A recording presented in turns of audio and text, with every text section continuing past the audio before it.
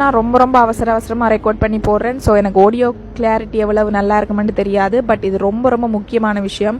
யூகேல நீங்கள் ஒரு ரெஃப்யூஜியாக இருக்கிறீங்கல்ல, உங்களோட ஃப்ரெண்ட்ஸ், ஃபேமிலி, ரிலேட்டிவ்ஸ் யாராவது ரெஃப்யூஜியாக இருக்கிறாங்கன்னு சொன்னால், அதாவது அகதி தஞ்சம் கோரி இருக்கிறாங்க, அவங்களுக்கு இன்னும் ரிசல்ட் வரையில, டிசிஷன் வரையில, அவங்களுக்கு ஒரு இன்டர்வியூஸ் நடக்கலைன்னு சொன்னால் இந்த வீடியோவை மறக்காமல் ஃபுல்லாக பார்த்துட்டு அவங்களோட ஷேர் பண்ணுங்கள். இது ரொம்ப முக்கியமான விஷயம். ஃபுல் வீடியோ பாருங்கள், அவங்களோட கண்டிப்பாக ஷேர் பண்ணுங்கள்.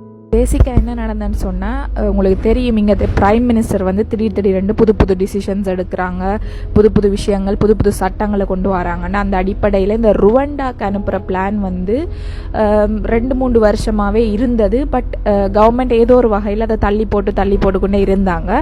ஆனால் இப்போ வந்து நேற்று நடந்த பார்லிமெண்ட் சிட்டிங்கில் வந்து அது அமுல்படுத்தப்பட்டிருக்கு, அது சட்டமாக்கப்பட்டிருக்கு, அது வந்து அவங்களுக்கு சக்ஸஸாக முடிஞ்சிருக்கு. அப்படின்னு சொன்னால் என்ன அர்த்தம்னு சொன்னால், கண்டிப்பாக ரெஃப்யூஜிஸை வந்து ருவண்டாக்கு ஏற்ற போகிறாங்க.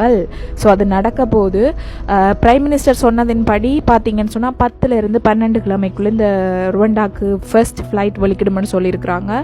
இந்த சட்டம் முழுசாக கிங் சார்லஸால் சைன் பண்ணி அமலுக்கு வரதுக்கு இன்னும் 12 நாள் இருக்குது. ஸோ உங்களோட ஃப்ரெண்ட்ஸ் யாராவது இருந்தாங்கன்னு சொன்னால் அவங்க உடனடியாக அவங்களுக்கு அதுக்குரிய நடவடிக்கைகளை எடுக்கணும். இது சம்மந்தமான ஃபுல் டீட்டெயில்ஸ் வேணும்னு சொன்னால் கமெண்ட் பண்ணுங்க.